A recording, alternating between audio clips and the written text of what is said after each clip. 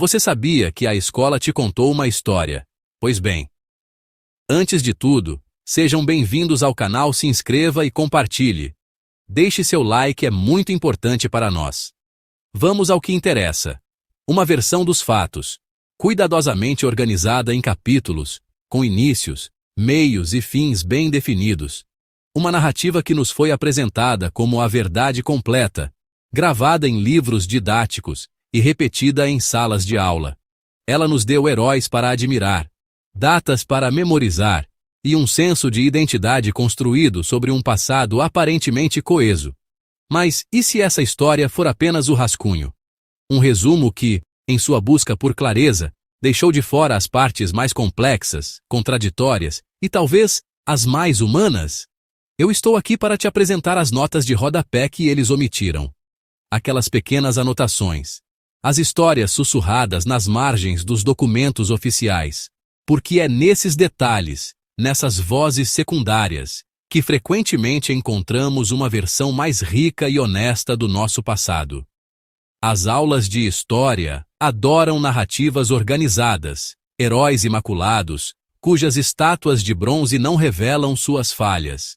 Elas nos falam de um progresso linear e inevitável, uma marcha triunfante em direção ao futuro, e nos apresentam vencedores definidos, cujas vitórias parecem justificar todos os meios. Mas a realidade é mais complicada, mais confusa e infinitamente mais fascinante. A história não é uma linha reta, mas uma teia intrincada de poder, ambição, sofrimento e resiliência. E para entendê-la, precisamos olhar para além da versão oficial. Vamos começar pela colonização. Nos livros, ela é frequentemente retratada como uma grande aventura, a descoberta de novas terras por exploradores corajosos. As escolas frequentemente suavizam este processo, transformando uma invasão complexa e muitas vezes brutal em um simples intercâmbio cultural. Mas os registros da época, as cartas dos próprios colonizadores e os relatos que sobreviveram entre os povos nativos contam uma história diferente. Falam de violência. Falam de um massivo deslocamento de populações inteiras, forçadas a abandonar suas terras ancestrais. E, crucialmente, omitem as perspectivas dos povos que foram apagados ou silenciados. A resistência indígena, por exemplo, raramente é tratada com a profundidade que merece. Não foram vítimas passivas. Eram nações com sistemas políticos, culturais e sociais complexos, que lutaram, negociaram e resistiram à dominação de inúmeras formas. Ignorar essa resistência não é apenas uma imprecisão histórica, é negar a agência e a humanidade de milhões de pessoas. E o que dizer das vozes ocultadas dentro da própria sociedade dominante? A história oficial é esmagadoramente masculina. Nós minimizamos o papel de mulheres, que não foram apenas coadjuvantes, mas agentes centrais em todos os grandes eventos. Elas administraram economias, lideraram movimentos sociais, produziram ciência e arte, muitas vezes sem receber crédito algum. Suas contribuições foram sistematicamente relegadas ao âmbito doméstico ou simplesmente atribuídas a seus maridos e pais. O mesmo acontece com os trabalhadores. A narrativa do progresso industrial celebra os inventores e os capitães da indústria, mas raramente se aprofunda nas condições de vida e nas lutas da classe trabalhadora que tornou tudo isso possível.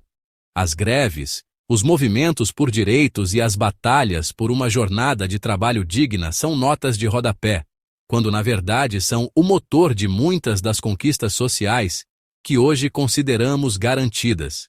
E talvez a omissão mais profunda seja a das pessoas escravizadas, cujo trabalho forçado não foi um mero detalhe, mas a fundação sobre a qual impérios econômicos foram construídos. Elas não apenas impulsionaram revoluções e invenções com seu labor, mas também desenvolveram culturas ricas e formas de resistência que moldaram profundamente nossas sociedades. Reduzi-los a uma estatística ou a uma nota sobre a abolição é apagar sua humanidade e sua imensa contribuição.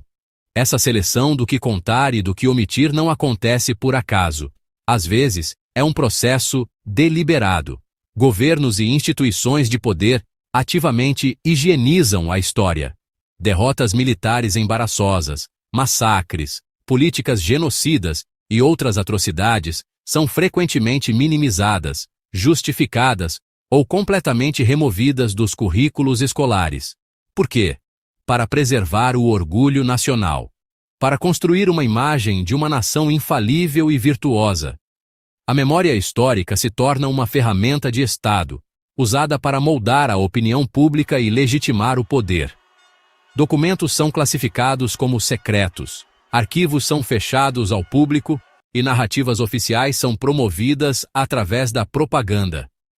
Reconhecer os erros do passado é visto como uma fraqueza, em vez de um sinal de maturidade e honestidade. Mas uma nação que não consegue encarar suas sombras está condenada a viver assombrada por elas. Essa lógica de exclusão se estende também ao campo da ciência e da inovação.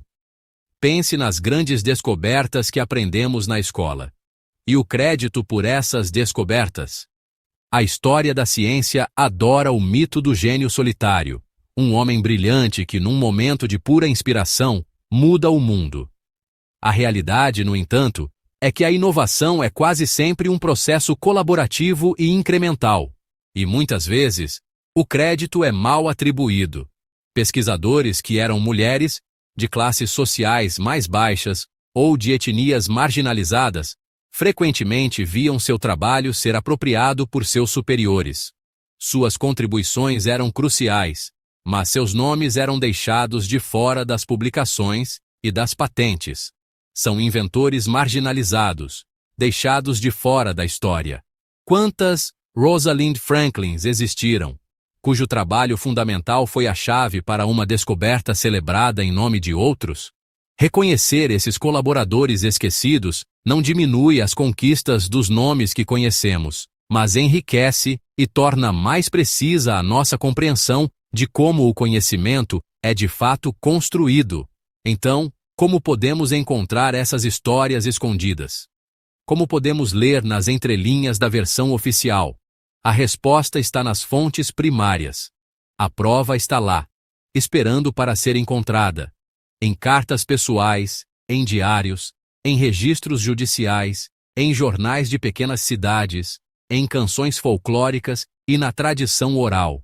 Esses documentos são as vozes do passado falando diretamente conosco, sem o filtro do livro didático. Eles nos oferecem vislumbres crus e não editados da vida como ela era vivida. Ir além do resumo oficial revela as contradições, as nuances e a complexidade que tornam a história tão humana. Ler uma carta de um soldado no fronte de batalha nos dá uma perspectiva que nenhum relato sobre a estratégia militar pode oferecer. Analisar os registros de um tribunal de uma mulher acusada de bruxaria nos diz mais sobre a sociedade da época do que qualquer resumo sobre a Inquisição. Este não é um chamado para descartar a história que aprendemos, mas um convite para aprofundá-la. É um convite para questionar, para investigar e para ouvir as vozes que foram silenciadas. Porque a história completa não é sobre ter todas as respostas, mas sobre aprender a fazer as perguntas certas. Obrigado por acompanhar a nossa jornada e por ficar até o final. Não esqueça de compartilhar, se inscrever no nosso canal e deixar o seu like. Até o próximo vídeo.